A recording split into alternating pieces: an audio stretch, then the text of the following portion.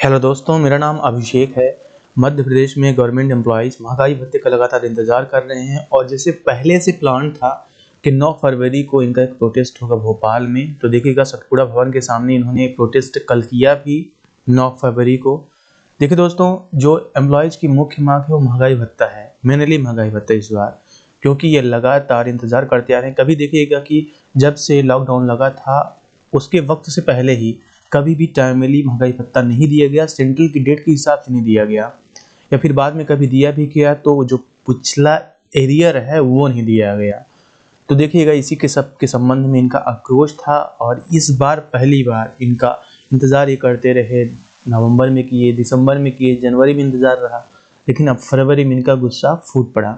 देखिए दोस्तों, महंगाई भत्ता और जो गृह भाड़ा भत्ता है, HRA है, उसको लेकर इनका मेनली जो रोष है ये रहा है।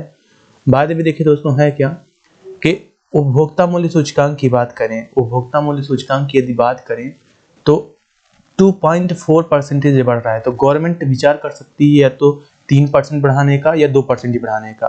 तो मतलब 46 से लेके 48 या 49% महंगाई भत्ता जो सेंट्रल गवर्नमेंट एम्प्लॉइज हैं और साथ ही साथ जो अन्य राज्य हैं वो सभी प्रोवाइड कर देंगे। ऐसे में दोस्तों जो मध्य प्रदेश की सरकार है, इन्होंने अपनी गवर्नमेंट एम्प्लॉयज़ को सिर्फ 42% महंगाई भत्ता दे रखा है और ऐसे में हज़ारों रुपए का मंथली नुकसान गवर्नमेंट एम्प्लॉय झेल रहे हैं, जिनकी सैलरी ऑलरेडी कम है और महंगाई जिस हिसाब से बढ़ रही है उनके लिए महंगाई भत्ता ना बढ़ना उनके लिए एक परेशानी का सबब है।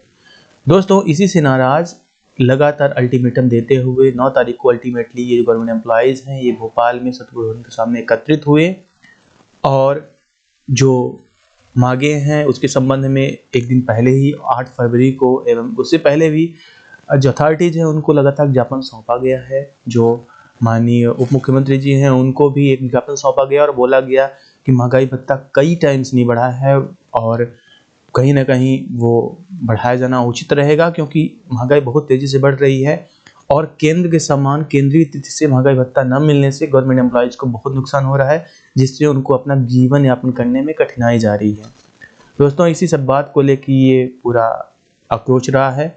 देखने वाली बात रहती है दोस्तों, आप समझिएगा कि जो मार्च है 10 तारीख के आसपास आचार संहिता लगेगी, जो विधानसभा नहीं बल्कि लोकसभा इलेक्शन की वजह से, जो लोकसभा इलेक्शन रहेगा, जो संसद का इलेक्शन रहेगा, उसकी वजह से MP में भी आचार संहिता लगेगी और उसके बाद से आप मान सकते हैं कि मई तक कोई भी डिसीजन गवर्नमेंट द्वारा नहीं लिया जाएगा। तो ऐसे में जो DNS अलाउंसेस है वो 42 का 42 ही अटक सकता है यदि गवर्नमेंट अपने गवर्नमेंट एम्प्लॉयज़ का 10 मार्च से पहले या फिर जो आचार संहिता लगने की डेट से पहले अगर घोषणा नहीं करती है। देखिए दोस्तों है क्या कि मध्य प्रदेश सरकार 42 से 46% महंगाई भत्ता करती है, तो वहीं पे जो केंद्रीय सरकार है वो 3 से 2% 2 या 3% महंगाई भत्ता अपना रिलीज करेगी, बढ़ाएगी, जो कि ज़्यादा चांस लग रहा है कि जो मार्च का पहला हफ्ता है उसमें गवर्नमेंट बढ़ा सकती है, सेंट्रल गवर्नमेंट। तो ऐसे में जो गवर्नमेंट एम्प्लॉइज रहेंगे आप मध्य प्रदेश वो ऑलरेडी पीछे रहेंगे। सेंट्रल को मान लीजिए 48 से 49% महंगाई भत्ता मिलेगा और MP गवर्नमेंट एम्प्लॉइज को ये सिर्फ 46% मिलेगा, उसमें भी एरियर वगैरह का कुछ अभी पता नहीं है। सबसे अनोखी और सबसे दर्दनाक बात यह है कि छत्तीसगढ़ की गवर्नमेंट ने भी अपने गवर्नमेंट एम्प्लॉयज़ का और पेंशनर्स का, जिन पे धारा 49 लागू होती है, इसको सामने रखते हुए उनका भी DNS अलाउंसेस या DNS रिलीफ नहीं बढ़ाया है।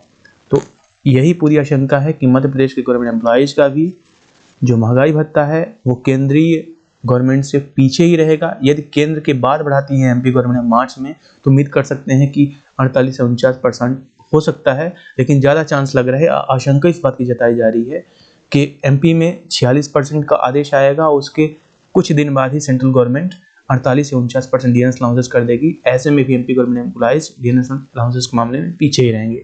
दोस्तों जो भी होगा अपडेट मैं लाता रहूँगा। बाद में उम्मीद यही जताई जा रही है कि देखिएगा 20 तारीख के पहले, 20 फरवरी के पहले एक हफ्ते के अंदर ही अगर जो घोषणा होनी होगी तो MP गवर्नमेंट कर सकती है, नहीं तो फिर मार्च में इंतजार करना पड़ेगा। अप्रैल की जो सैलरी आएगी उसके साथ में भी की DNS अलाउंसेस बढ़े, क्योंकि कई बार फाइनेंस जो डिपार्टमेंट है उसने कई बार प्रस्ताव भेजा और किसी न किसी वजह से ये जो फाइल है रुक जाती है और DNS अलाउंसेस को लेके कर्मचारियों को निराशा ही हाथ लगती है। दोस्तों कोई भी अपडेट होगी मैं लाता रहूँगा। आप हमें मिलेगा। धन्यवाद।